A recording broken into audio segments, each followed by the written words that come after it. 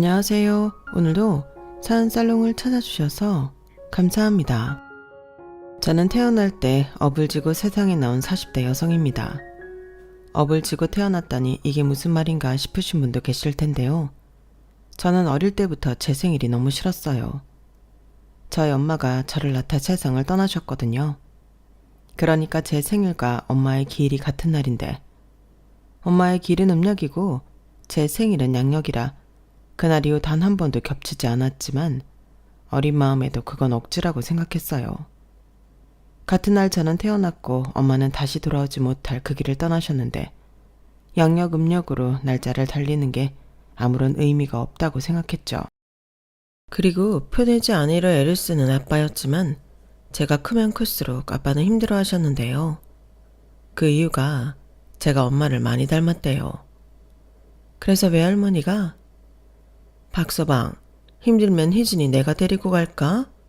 아무래도 남자 혼자 애 키우는 건 어렵잖아. 자네 앞날이 구말린데 이렇게 혼자 계속 있을 수도 없고 집에서도 말씀 많이 하시지? 그러지 말고 자네라도 새 출발해. 아마 그건 하늘에서 우리 딸도 바라고 있을 거야.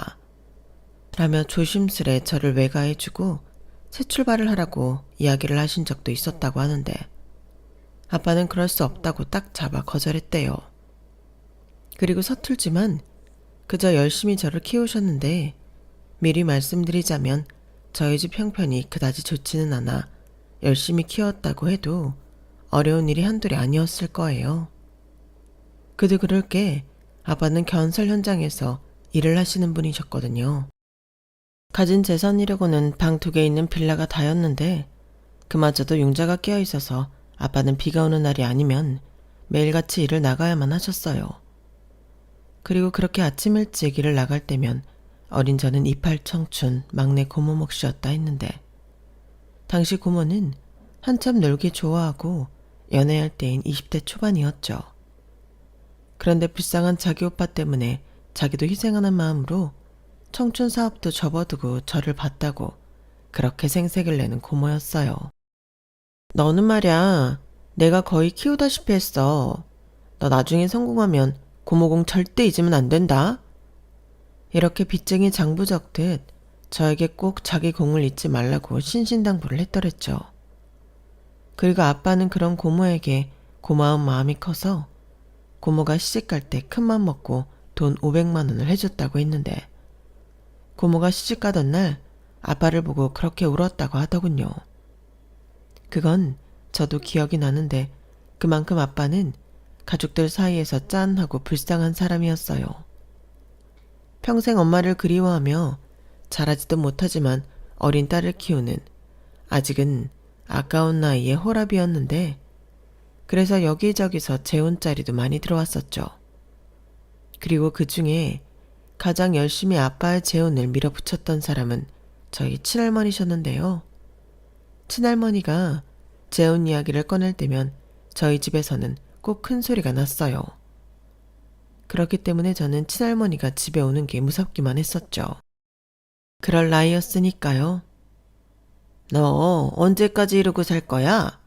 너 정말 나 화병으로 네 쳐 따라가는 거 보고 싶어 그래? 아니, 네가 왜 이러고 사냐고.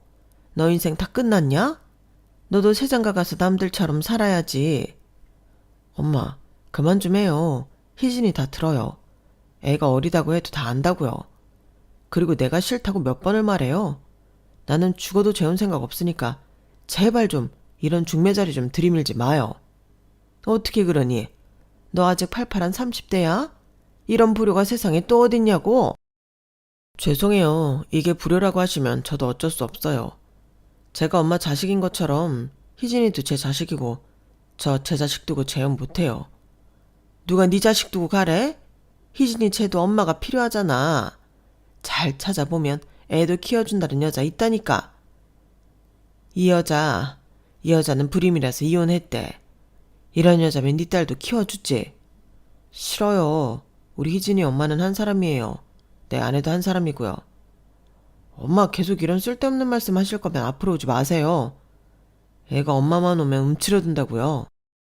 뭐야? 너는 이 와중에도 네 새끼만 챙기냐? 내 새끼는? 그럼 내 새끼는? 저 지금 이대로 좋아요. 지금은 우리 희진이 잘 키우는 것 말고는 관심도 없다고요. 세상 어느 여자가 전처 그리워하고 애만 챙기는 남자를 좋아해요? 아이고, 아주 눈물 없이 들을 수 없는 수뇌부다. 그래, 네가 네 인생 말아먹겠다는데 내가 뭘 더 어쩌겠니? 그래, 내 다시 여기 오나 봐라. 너 그렇게 다 끊고 저 어린 것만 붙들고 살아. 너 자식이 얼마나 허무한지 모르지? 나 봐라. 그렇게 금이야 우기야 키웠는데 네가 내 가슴에 비수 꽂잖아. 쟤는 뭐 안 그럴 것 같니?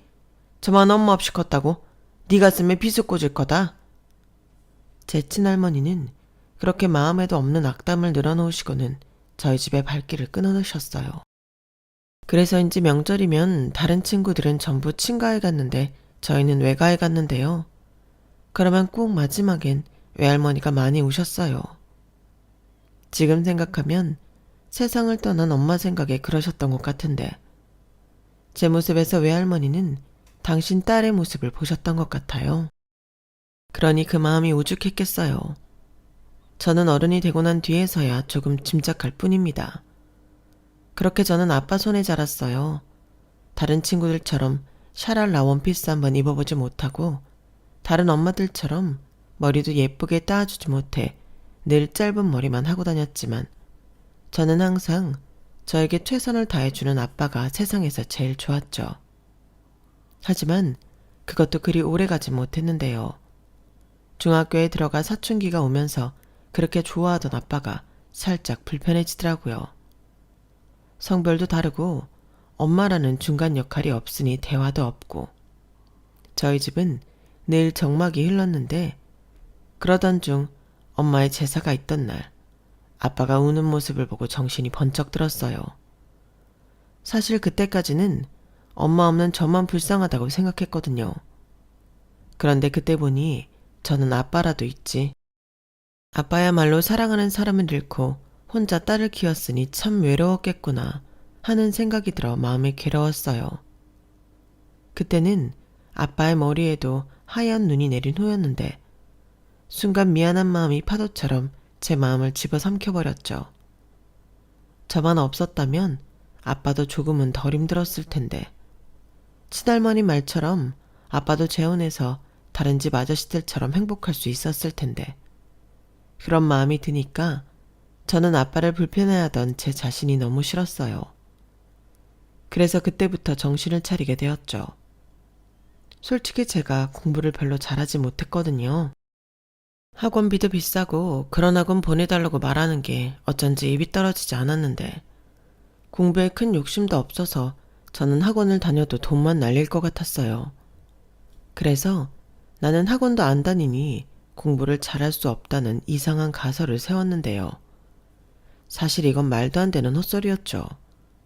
공부를 하고자 하면 학원에 가지 않아도 얼마든지 할 수 있는 거잖아요. 그래서 그날 이후 저는 용돈에서 문제집을 사 혼자 공부하기 시작했는데 생전 안 하던 공부를 갑자기 하려니 너무 힘들었어요.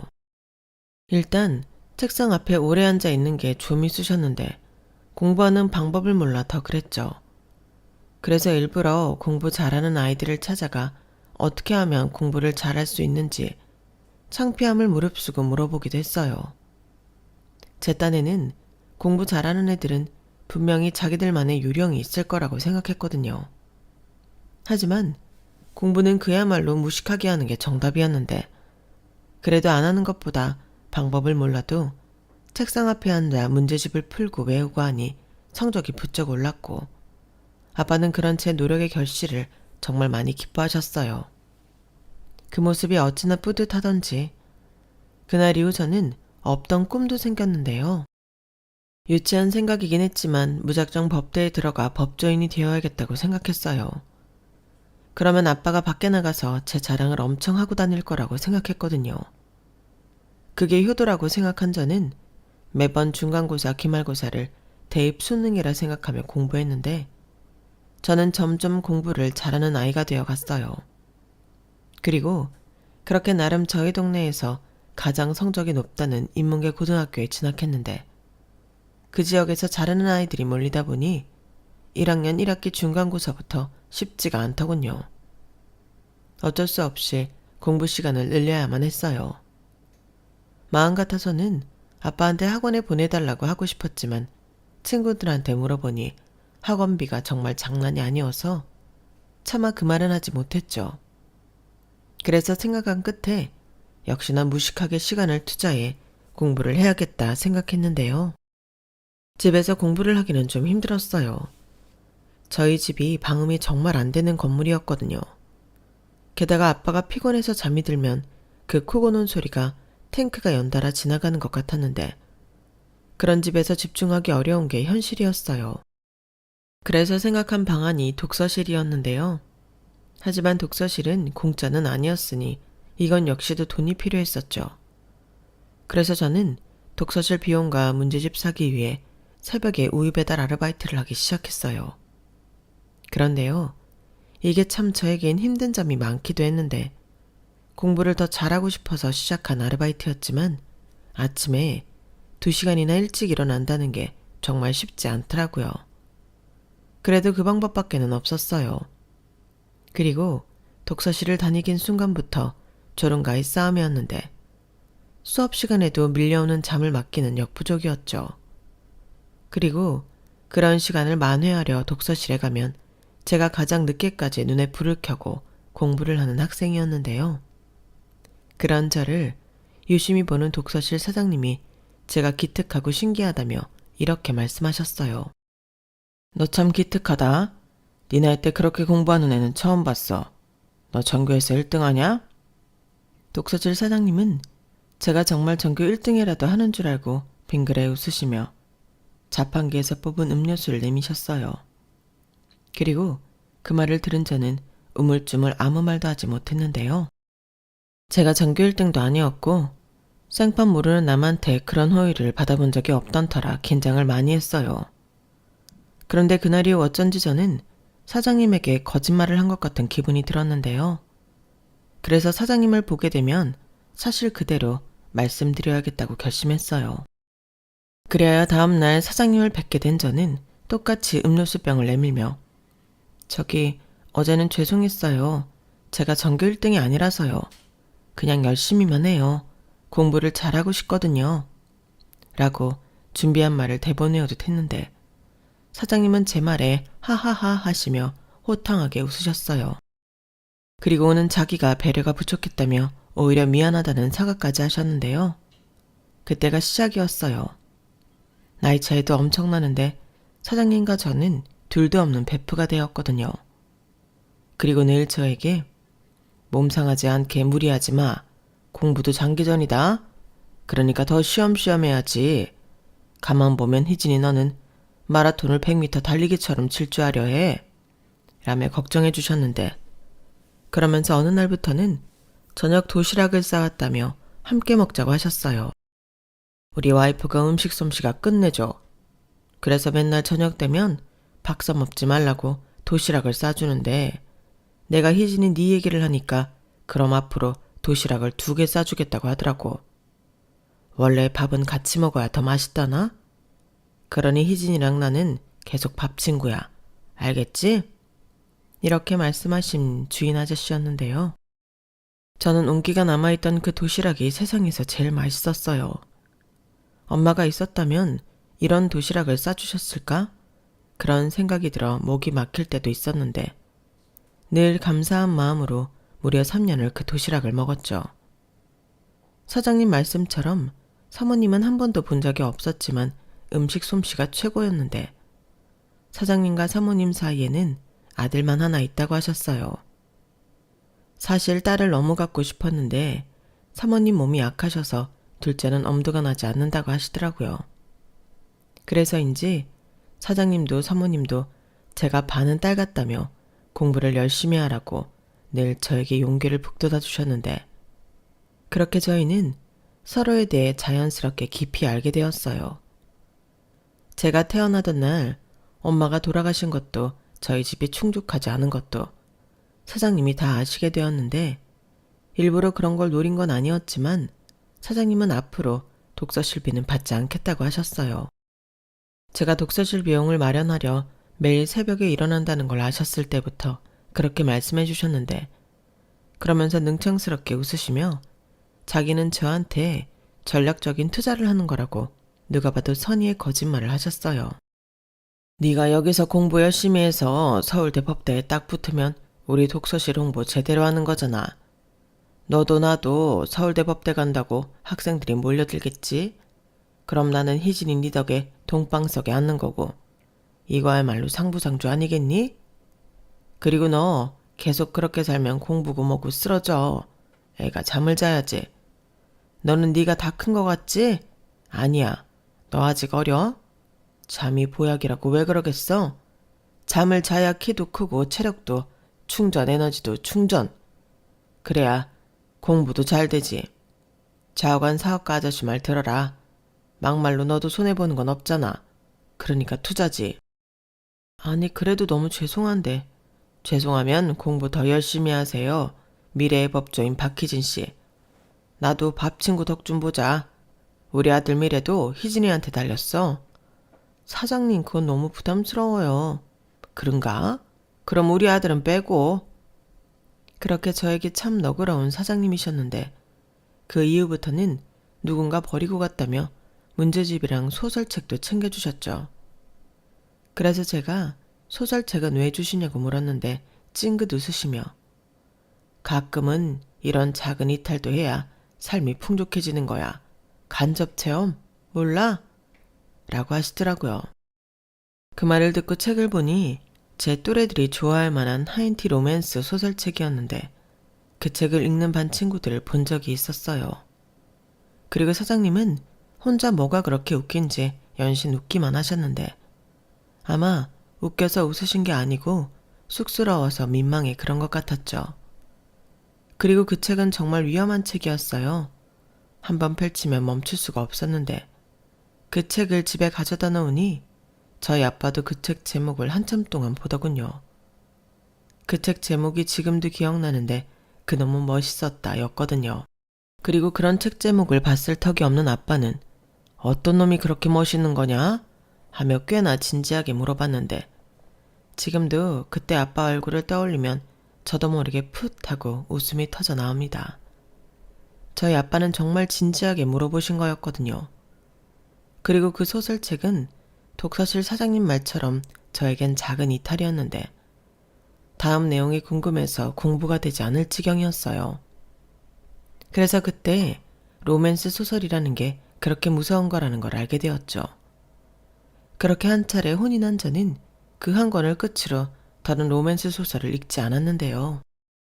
나중에 이젠 정말 바쁘게 살지 않아도 될 때 그때 몰아서 세상에 있는 모든 로맨스 소설을 다 읽겠다고 다짐했어요. 그래서 그 책이 제가 10대 시절에 읽었던 유일한 로맨스 소설이었는데, 나중엔 현실 연애를 하느라 그 다짐은 까맣게 잊어버렸어요. 그리고 사장님과 저녁 식사를 할 때면 사장님은 정말 제가 딸 같으신지 이런저런 질문을 하시곤 했는데요. 가장 궁금하신 건 제 꿈 이야기였죠. 왜 법조인이 되고 싶은 건지 그걸 가장 궁금해 하셨거든요. 희진이는 왜 법대에 가고 싶은 거야? 꿈이 언제부터 판검사였어? 이렇게 물으셨는데, 법대는 목표일 뿐 꿈은 아니어서 저는 사장님에게 제 진짜 꿈을 말씀드렸어요. 베프에겐 뭐든 솔직하게 말해주고 싶었거든요. 그게 아니고 법대에 가면 아빠가 좋아하실 것 같아서 그래요.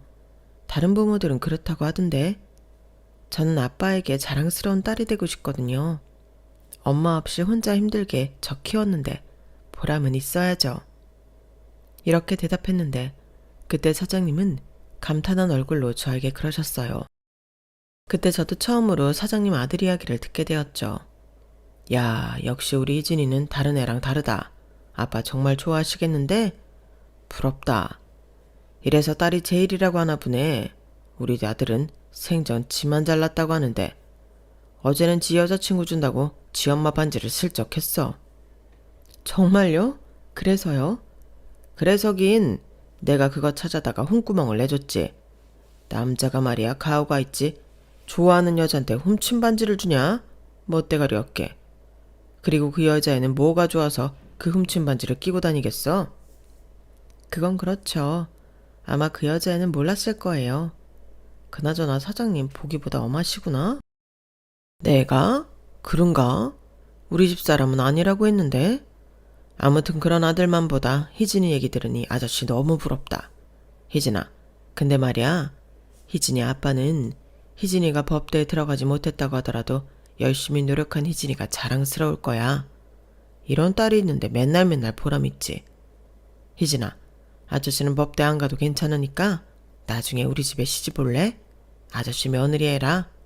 헤이, 얘기가 왜 그렇게 돼요? 사장님 아들 여자친구 있잖아요. 저는 임자 있는 남자 사절이에요. 아이고, 그렇구나. 내 아들이 임자가 있네. 임자가. 내가 또 그건 몰랐네. 아까워라. 지금 생각해도 사장님과 함께 하던 때는 늘 재밌고 즐거웠어요. 그리고 그런 사장님의 호의 속에 저는 공부를 열심히 했고 언젠가는 보답을 하고 싶다는 생각을 했는데요. 꼭 서울대 법대에 들어가서 아저씨 사업에 큰 보탬이 되고 싶은 마음이었어요. 그래서 더 감사한 마음으로 공부를 열심히 했죠. 확실히 아침에 조금 더 잘 수 있으니 컨디션이 좋아서 머리도 잘 도는 것 같았는데 공부라는 것도 탄력이 있는 건지 한번 공부가 부쩍 늘었다고 생각하니 그 뒤로는 계속 공부가 잘 되는 것 같더라고요. 그리고 그건 기분상이 아닌 정말이었는데 1학년을 마치는 기말고사에서는 제가 전교에서 무려 7등을 하는 성과를 보이게 되었죠. 반에서 7등이라고 해도 기쁠 일인데 전교에서 7등이라니 저는 벌써부터 기분이 날아갈 듯 했어요. 그리고 곧장 독서실 사장 아저씨에게도 성적표를 보여드렸고 아저씨는 마치 저희 아빠라도 되는 듯 기뻐하며 짜장면도 사주셨는데 집에 돌아가 아빠에게도 성적표를 보여주니 아빠도 전에 없이 활짝 웃으며 기뻐하셨어요. 이렇게 공부를 잘한다는 건 어른들에게 예쁨을 받는 거라는 걸 안 저는 그날 이후 공부밖에 모르는 범생이가 되었는데 어쩔 수 없었죠. 제 목표는 서울대 법대였으니까요. 그렇게 독서실에 다닌 이후 저는 즐거운 마음으로 공부를 했어요. 그리고 사모님이 싸주신 건강한 도시락을 먹으며 이런 날이 오랫동안 계속되길 바랐는데요. 이런 저의 바람에도 현실은 그렇지 않았죠. 저는 언제까지나 독서실 사장님과 나이 차이를 추월한 우정을 나누고 싶었는데 안타깝게도 저희는 갑작스러운 이별을 하게 되었거든요. 그리고 그날은 제가 수능을 마치고 얼마 지나지 않아서였는데요. 사장님은 갑자기 집안에 사정이 생겼다며 독서실을 정리한다고 하셨어요. 그때는 가족이 떠나는 것처럼 아쉬운 마음에 눈물도 났는데 제가 어디로 가시든 찾아가겠다고 하니 사장님은 허허 웃으시며 저에게 봉투 하나를 건네셨어요. 당신이 주는 최초의 장학금이라고 하시더라고요. 저는 당연히 받을 수가 없었죠. 저는 이미 너무 많은 걸 받았으니 말이죠. 독서실 비용, 맛있는 도시락, 문제집. 근데 장학금이라니 말도 안 되는 거였어요. 싫어요. 사장님은 왜 그렇게 저만 보면 뭘 주고 싶어 안달이세요? 제가 드려야죠. 그러니까 어디로 가시는 건지 알려주세요. 됐어. 네가 내 여자친구냐? 우리 마누라가 싫어해. 그리고 이건 유종의 미를 내가 걷고 싶어서 주는 거니까 받고 대학 갈 때 등록금에 꼭 보태라. 다른 데 쓰지 말고. 싫어요. 제가 아무리 돈이 없어도 어떻게 그래요? 이건 안 받을래요. 어허, 누가 너더러 돈이 없대? 내가 주고 싶어서 그래. 너는 내가 유일하게 이 세상에서 잘했다고 생각하는 증거니까. 네? 그게 무슨... 그런 게 있어. 그러니까 희진이가 있어서 내가 정말 신나게 여기서 일했다고. 힘든 시간 희진이랑 여기서 밥도 먹고 수다도 떨고 즐거웠다고. 희진이 너는 나에게 보람이었다니까. 그래서 고마워서 주는 거야. 그리고 혹시 알아? 희진이가 법조인 되면 그때는 정말 전략적인 투자가 먹혀서 내가 돈방석에 앉을지. 그럼 네가 싫다고 해도 내가 먼저 연락할 거다. 그때 가서 딴소리하면 안 돼. 그래서 이렇게 쐐기를 박는 거지. 그럼 더 싫은데? 저 이 돈으로 코 깨는 거잖아요. 아, 역시 똑똑해. 그래도 좀 받아라. 사람이 생각해서 주는 건데. 내가 돈을 달라는 것도 아니고 주면서 이렇게 사정을 해야 하냐? 언제는 베푸라며. 뭐 이런 일방적인 베푸가 다 있어요. 너도 그럼 어른 돼서 나처럼 해. 그래, 너도 꼭 해봐. 이게 얼마나 보람있고 중독성이 있는지. 희진이 너는 꼭 잘 될 거야. 네가 어떤 꿈을 꾸든 다 될 거니까 불안해하지 말고 앞으로도 지금처럼 열심히 해. 네 덕에 3년 동안 즐거웠다. 무슨 인사를 꼭 영영 안 볼 것처럼 하세요. 투자했으면 제대로 뽕을 뽑아야죠. 곧 있으면 대학 발표 나는데. 이미 다 뽑았어. 네가 성적이 좀 좋아? 다 소문 듣고 찾아와서 몇 달 공부하고 방 빼고 다 했다. 뭐 공부는 아무나 하냐? 사장님, 마음 약해지게 그렇게 부르지 마. 그리고 이제 사장 아니니까 그렇게 부르지도 말고. 삼촌이라고 부를래? 그건 좀 징그러운가? 그럼 아버님은 어때? 그건 진짜 싫어요. 아버님? 애가 아주 정색을 하네. 나는 희진이 같은 며느리 얻고 싶어서 그냥 간접 체험. 싫어요. 알겠다. 그럼 어쩔 수 없네. 아저씨라고 해라. 그럼 아저씨 갈 테니까 잘 살아. 아빠한테 효도 많이 하고. 알겠지? 저희는 그렇게 헤어졌어요. 그때는 그게 우리의 마지막인지도 모르고 금방 다시 볼 수 있을 거라고 생각했죠. 그리고 사장님, 아니 아저씨가 준 돈 봉투에만 무려 200만 원이 들어있었는데 아빠한테 가져가니 이 돈은 쓰면 안 되겠다고. 나중에 시간 지나서 돌려드리자고 하셨어요. 이미 너무 많은 걸 받지 않았냐면서. 아저씨 마음이 참 감사하다고 하셨는데요. 저도 아저씨를 제 첫 번째 은인으로 생각하며 보답하기 위해서라도 꼭 성공해야겠다고 다짐했죠. 그리고 며칠 지나 저는 바라던 서울대 법대에 합격했어요. 너무 기뻐서 아저씨한테 곧장 전화를 걸었는데 바쁘신지 전화를 받지 않으시더라고요. 그리고 그렇게 연결되지 않았던 전화는 수개월이 지난 후 없는 번호가 되었는데 이렇게 허무하게 베풀 잃어버릴 줄은 꿈에도 몰라 마음이 아팠어요. 무슨 일이 있는 것 같은데 제가 도움을 줄 수도 없고 당장 어디에 계신지도 모르니 답답하더라고요. 그때 생각난 게 있었어요. 네가 법조인이 되면 내가 먼저 연락할 거다. 전에 헤어질 때 아저씨가 하신 말씀이었는데 지금 당장은 제가 어떻게 할 수가 없으니 그 말 하나를 믿고 꼭 사법고시에 붙어야겠다고 생각했죠. 하지만 일단 대학을 다니면서도 성적을 내는 건 쉬운 일이 아니었어요. 전국에 있는 공부 잘하는 애들이 모여있는 학교는 학교가 아니라 전쟁터 같더라고요. 그리고 가끔은 같은 교실에서 수업을 듣고는 있지만 그 아이들이 인간미도 느껴지지 않을 때도 많았는데 아무리 동동거리며 공부를 해도 저는 그 애들을 쫓아갈 수가 없었어요. 그때 느껴지는 좌절감이란 태어나 처음으로 느끼는 감정이었는데요. 저는 열심히만 하면 결과는 다 나온다고 믿었거든요. 하지만 아무리 열심히 해도 노력을 배신하는 일이 그 학교는 많았고 저는 점점 의욕을 잃어갔어요. 그래서 그러면 안 되는 걸 알면서도 공부를 손에서 놓고 밖에 나가 놀기 시작했는데요. 서울대 간판이 좋긴 하더라고요. 저를 대단하다 치켜 세워주고 잘해주는 사람들도 많았는데 아이러니하게도 저는 그렇게 놀다 남편을 만났어요. 남편은 다른 학교 휴학생이었는데 제가 자주 드나들던 호프집에서 아르바이트를 하고 있었거든요. 그리고 자주 보다 보니 친해졌는데 남편이 먼저 저에게 관심을 보였어요.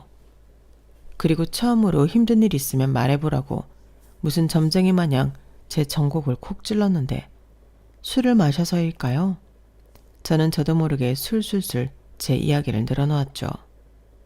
이런 경험은 전에 독서실 사장님 빼고는 처음이었는데 남편이 내내 제 이야기를 잘 들어주니까 제가 제 어릴 때 이야기까지 전부 다 늘어놓게 되었어요.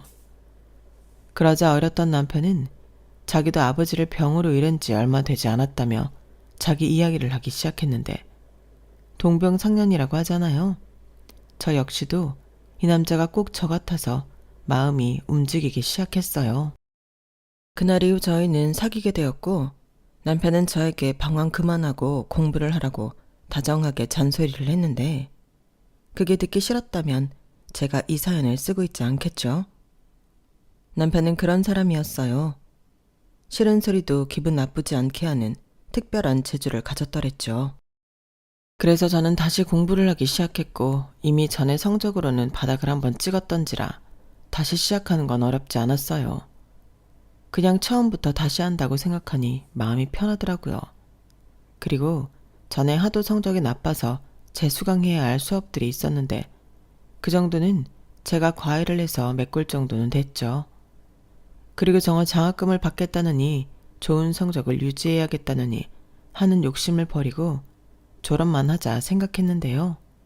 어차피 목표는 사법고시였으니까요. 그런데 대학에서도 성적 내기가 어렵다니 사법고시도 만만치 않더군요. 빠른 사람은 3년 안에 붙는다고 하는데 저는 그렇지 않았어요.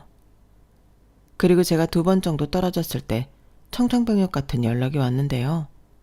저희 아빠가 공사 현장에서 추락을 했다는 연락이었어요. 그때는 무슨 정신인지 신발도 제대로 못 신고 병원 응급실로 향했는데 혼자는 너무 무서워 남자친구였던 남편에게 전화를 걸었죠.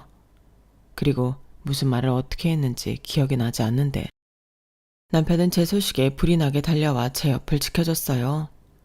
그리고 이틀을 넘기지 못하고 아빠는 하늘에 있는 엄마 곁으로 가버렸는데 어떻게 세상은 이토록 나에게만 불공평할까 죽어버리고 싶더군요.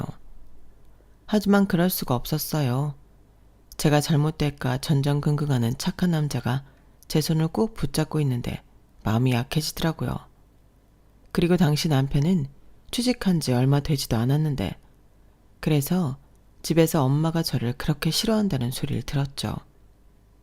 자기 아들 지금부터 열심히 자리 잡아야 하는데 제가 그걸 방해한다고 생각하셨어요. 그래서 최대한 괜찮은 척 엄마 눈밖에 나지 말라고 그 힘든 가운데도 저는 남편을 배려했는데 남편은 척하면 척인 사람이라 제가 아무리 괜찮다고 해도 끄덕도 하지 않았어요. 결국 회사까지 때려치우더라고요. 사표를 냈다고? 왜? 회사 가면 자기랑 같이 있을 수가 없잖아. 나는 자기 혼자 두는 거 아직까지 무서워. 괜찮다고 했잖아. 나 이제 정말 괜찮아. 괜찮기는 어제도 내내 울었지. 눈 푹 꺼진 거 봐라. 이거야. 얘 나는 아빠 보낼 때 물도 한 모금 넘어가지 않더라. 근데 자기는 한 분도 아니고 2분을 울어도 돼. 근데 혼자 울지 마. 밥도 먹고 기운도 차리고 그리고 울어. 정말 계속 이럴 거야? 오빠가 그러면 오빠 엄마 나 더 미워해. 알아. 근데 어떡해. 지금은 엄마보다 네가 더 내 우선인걸. 그런 소리도 하지 마. 엄마가 당연히 위지. 그리고 회사도 다시 나간다고 해. 내가 알아서 할게. 자기는 일단 여기 앉아서 한 술이라도 뜨자. 우리 엄마 반찬 맛있어. 정말 나쁜 자식이다. 엄마 배신하는 놈이 엄마가 한 반찬까지 훔쳐서 여자친구 주냐? 그럼 어떡해. 나는 음식을 못 만드는데. 그리고 표 안 나게 가져왔어. 우리 엄마가 원래 손이 좀 커서 티도 안 나. 얼른 먹어. 특히 요 장조림이 끝내줘. 아들은 원래 다 저런 걸까요? 저는 불안불안하면서도 저를 지켜주려 애를 쓰는 남편이 너무 고맙고 좋았어요. 이제 내가 의지할 수 있는 유일한 사람이 저 사람이라고 생각하니 그나마 마음을 잡을 수 있었죠. 하지만 시어머니는 아니셨는데요. 자기 아들만큼은 꼭 잘난 집 딸이랑 결혼시킬 거라며 저를 반대하셨어요. 어떻게 알고 저를 찾아오셨는데 무릎까지 꿇고 자기 아들 좀 놓아달라고 사정을 하시더라고요. 딱 보니 모진부는 못 되시는 것 같은 인상이었는데 자기가 너무 아들을 힘들게 키웠다면서 자기 좀 봐달라고 하시더라고요. 미안하게 생각해요. 나이 든 어른이 이런 말하면 벌 받는다고 생각도 하는데 어쩔 수가 없네요. 아가씨 사정 딱하지만 나는 내 아들이 더 귀하거든. 우리 아들 착해서 아가씨랑 못 헤어져요. 그러니까 아가씨가 좀 이사를 가든가 어떻게 좀 해주면 안 될까요? 저기 죄송해요. 죄송하지 말고 그렇게 해줘요. 그럼 내가 그 은혜 평생 안 잊을게. 이사 가서 주소 알려주면 내가 냉장고 비우는 날 없이 내내 반찬도 보내줄게요. 제발 하나밖에 없는 자식이라 그러니까 한 번만. 한 번만. 어머니는 왜 그렇게 제가 싫으세요? 제가 부모님이 안 계셔서 그러시는 거예요? 아니라고는 말 못하지. 근데 아가씨가 싫은 게 아니라 아가씨한테 쪽도 못 쓰는 내 자식이 싫어서 그래요. 이거 봐봐. 회사도 때려치우고 이게 뭐냐고. 이제 자리 잡고 남들처럼 열심히 살아야 하는데 아가씨랑 엮이면 내 아들만 죽어날 것 같아서 그러지. 시어머니는 제가 끝내 당신의 며느리가 될 줄은 모르고 자기 아들 아까워서 안 된다고 저더러 자기 아들을 놓아주라고 사정하셨어요. 그런데 저도 그 아들이 없으면 살 수가 없을 것 같아 차마 알겠다는 말을 하지 못했는데 그때부터 긴 싸움이 시작되었죠. 그리고 저는 제가 사법고시에 붙으면 어머니 마음이 바뀔까 다시 공부를 하기 시작했는데요. 이놈의 공부가 참 징글징글했어요. 중학교 때부터 나는 공부밖에 없다고 생각했는데 이 짓을 어른이 되어서도 하고 있으니 이 팔자는 뭔가 싶더라고요. 그리고 이 정도로 공부만 했으면 스스로 나는 공부 전문가가 아닌가 그런 생각이 들었는데 그때부터는 나는 이게 일이라고 생각하고 공부에만 매달렸어요. 그렇게 꼬박 6년이 걸렸고 그 애는 사법고시가 마지막인 해였는데 저에겐 희망이 없었죠. 이제 와서 로스쿨을 다닐 수는 현실적으로 불가능했으니까요. 그래서 더 간절하게 매달렸던 것 같아요. 그리고 저에게 물심양면으로 뒷바라지해준 남편에게 미안해서라도 올해는 꼭 붙어야겠다고 생각했는데 그런 간절한 마음이 닿았던 건지 저는 꿈에나 그리던 사법고시 패스라는 영광의 주인공이 될 수 있었죠. 그때는 저보다도 남편이 더 펑펑 울었는데 옆에서 하도 우니까 제 눈물은 쏙 들어가더라고요. 그렇게 저는 연수원에 가게 되었고 남편은 더는 기다릴 수 없다며 결혼을 하자고 했어요. 하지만 결혼을 하려면 저를 반대하는 시어머니부터 허락을 받아야 했으니 그게 여전히 남은 숙제였죠. 제가 사법고시를 패스했다는 말을 분명히 들었을 텐데 시어머니는 꼼짝도 하지 않으셨거든요. 오히려 독하다고 당신은 유별난 며느리 말고 조용히 당신 아들 뒷바라지하는 며느리가 좋다고 하시는데 이젠 잘난 며느리는 싫다고 하니 난감할 노릇이었죠.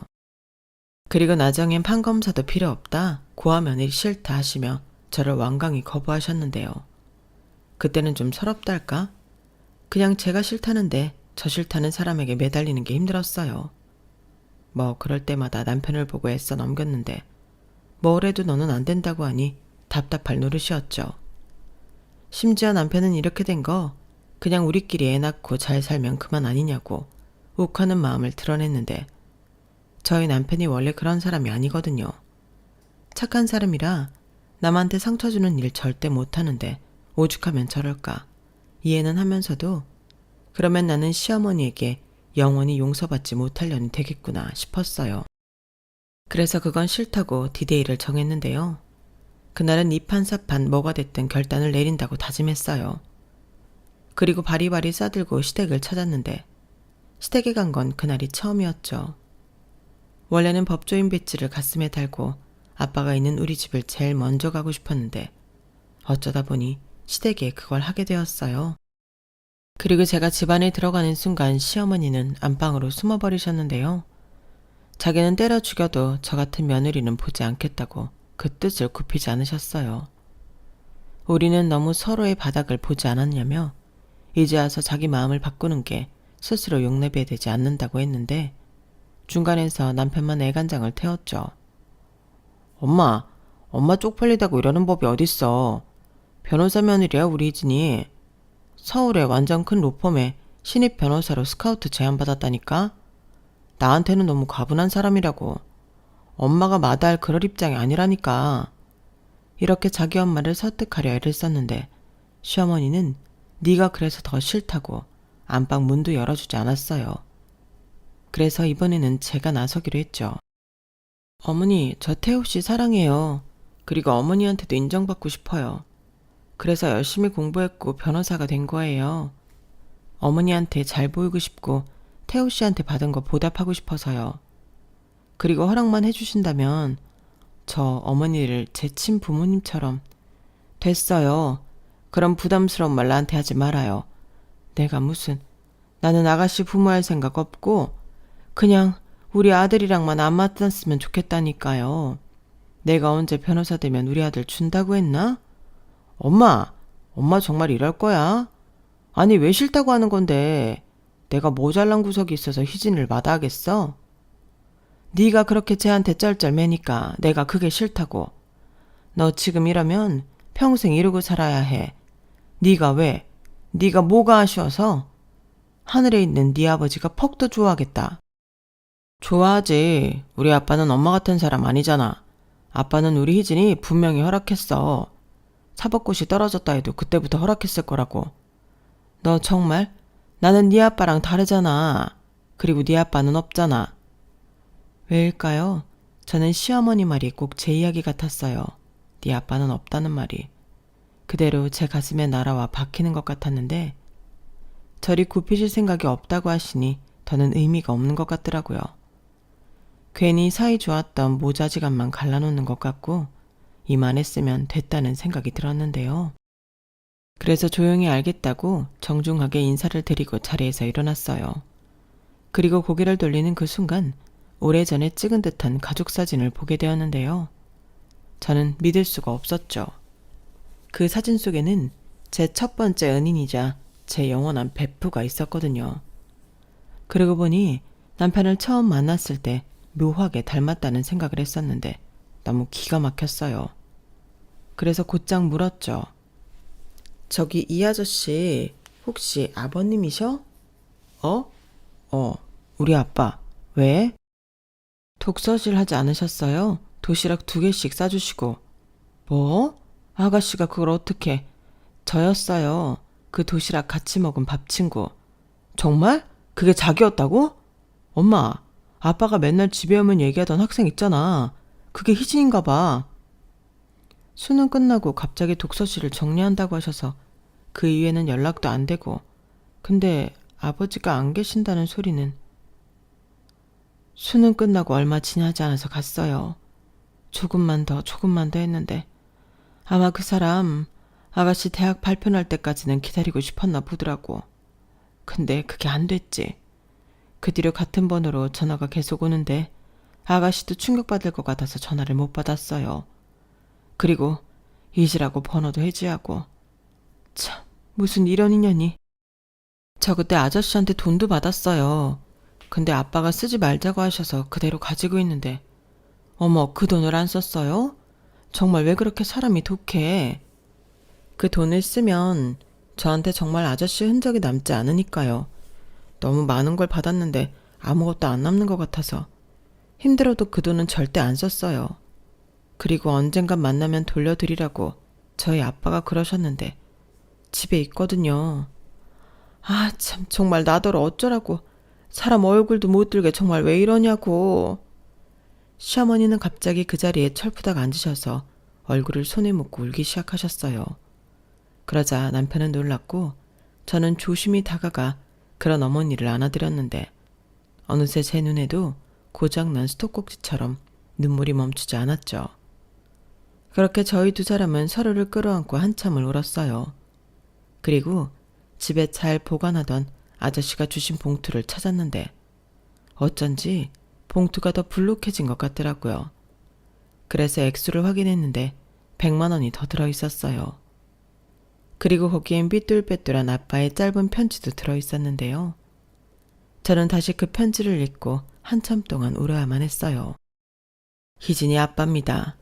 제가 능력이 없고 부족한 애비라 미안한 마음으로 키운 딸인데 늘 저보다 저희 딸 챙겨주셔서 감사합니다. 이 돈은 차마 쓸 수가 없어서 고이 보관했다가 돌려드립니다. 제 작은 선의도 보탰으니 꼭 받아주세요. 감사합니다. 정말 감사합니다. 희진이 아빠 올림. 이렇게 당신 마음을 전하고 싶었던 불쌍한 아빠. 생각해보니 효도하겠다고 해놓고 저는 아빠한테 살가운 말 한마디도 하지 못한 못난 딸이었죠. 이렇게 아빠랑 빨리 이별하게 될 줄도 모르고 그저 법조인이 되어 기쁘게 해드리겠다고 정작 밥 한 번 같이 먹으려 시간을 내지 못했으니 제가 뭔가 잘못 생각한 것 같았어요. 하지만 아빠는 늘 저에게 잘한다, 네가 최고다, 수고했다 이런 좋은 말만 해주셨는데 그 편지를 읽고 아빠가 너무 사무치게 그리워 그렇게 눈물이 멈추지 않더라고요. 그리고 저희 아빠의 마음까지 고이 담긴 그 봉투를 시어머니에게 전해드렸는데 시어머니는 저보다 더 통곡하듯 눈물을 흘리셨죠. 내가 정말 네 아빠한테 죄인이다. 이렇게 귀하게 여기는 딸 가슴에 부모 없다고 못을 박았으니 이를 어쩌면 좋니? 그리고 나는 나중에 하늘에 가면 내 남편한테도 홍구멍이 날 거야. 자기 친구한테 어떻게 그럴 수 있냐고. 나 모른 척하면 어쩌니? 내가 너한테 너무 미안해. 어떻게 나는 맨날 너한테 미안하니? 그러게 왜 내 아들을 만났어? 더 잘난 놈 만나서 떵떵거리고 살지. 어머니 아들보다 더 잘난 아들이 어딨어요. 저 마음 씀씀이에 반했는데 제가 딴 남자한테 눈이 가겠어요? 아휴, 우리 아저씨가 꼭 너 같은 며느리 얻고 싶다고 노래를 하더니 기어코 그 꿈을 저 위에 올라가서 푸는구나. 이 돈은 니들 결혼 준비했어. 두 아빠 마음이 담긴 돈인데 그렇게 쓰면 저 위에서 두 양반이 얼마나 좋아하겠니? 그리고 내가 두고두고 너한테 미안한 마음 갚으면서 살게. 아니에요. 갚으실 거 없으세요. 오히려 제가 잘할게요. 저도 이제 엄마 있어요. 제 엄마 해주실 거죠? 그래. 내가 시엄마 친정엄마 다 할게. 우리 잘 지내보자. 앞으로 네 엄마 아빠 제사도 내가 다 지낼 거야. 그렇게 저희는 가족이 되었어요. 시어머니와 남편은 무조건 분가를 하길 원했지만 저는 또 죽어라 같이 살고 싶다고 고집을 부렸죠. 그렇게 바라는 엄마가 생겼는데 제가 가긴 어딜 가겠어요. 그리하여 지금까지도 저는 시어머니와 함께 살고 있는데요. 손이 큰 시어머니는 늘 밥상을 차리면서 신나하셨어요. 그러고 보니 남편이 훔쳐온 반찬들이 그렇게 맛있었던 것도 다 이유가 있었는데 저는 시아버님이랑 오랫동안 이 반찬에 밥을 먹었으니까요.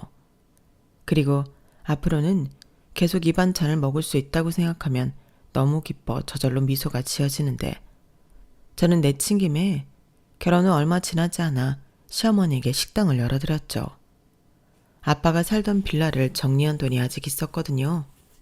보증금이 어디 도망가는 것도 아니고 이렇게 쓰면 너무 좋겠다 싶어 마다하는 시어머니를 설득해 아담한 백반집을 열어들었는데 마다할 때와는 달리 너무 좋아하시더라고요.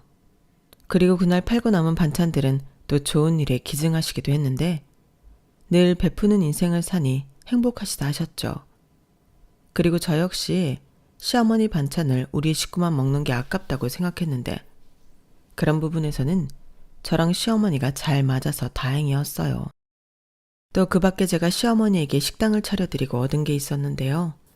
남편이 많이 고마워하더라고요. 그래서 원래도 잘하는 남자가 결혼 후에는 신사임당 저리 가라 외조를 하는데 사람들이 전부 저를 부러워했어요. 지금도 마찬가지죠. 하긴 제가 어릴 때 집에서 반지 훔쳐다 여자친구 준 사실을 알고 있는데 잘하지 않으면 큰일 나지 않겠어요? 나중에 후일담으로 들었는데 결국엔 그 반지는 돌려받지도 못했다고 하더라고요. 시어머니가 어떡하든 도로 가져오라고 몇 날 며칠을 혼냈다고 하는데 이 남자는 그때도 참 자기 여자만 바라보던 거 있죠? 그 성정이 어디 가겠냐고요. 그리고 그런 충직한 성정으로 저한테 지금까지도 참 잘하고 있는 남편인데요. 자기도 자기 일하느라 바쁘고 정신없을 텐데 남편은 무조건 제가 1순위입니다. 아이가 무려 둘이나 있는데도 자기 눈에는 저밖에 보이지 않는데요. 그래서 아이들이 서운해할까봐 저는 아이들을 1순위로 챙기는데 주변에서는 보기 좋은 가족이라고 칭찬을 많이 해주시더라고요. 그리고 저는 아이들한테 크게 바라는 건 없는데 딱 한 가지.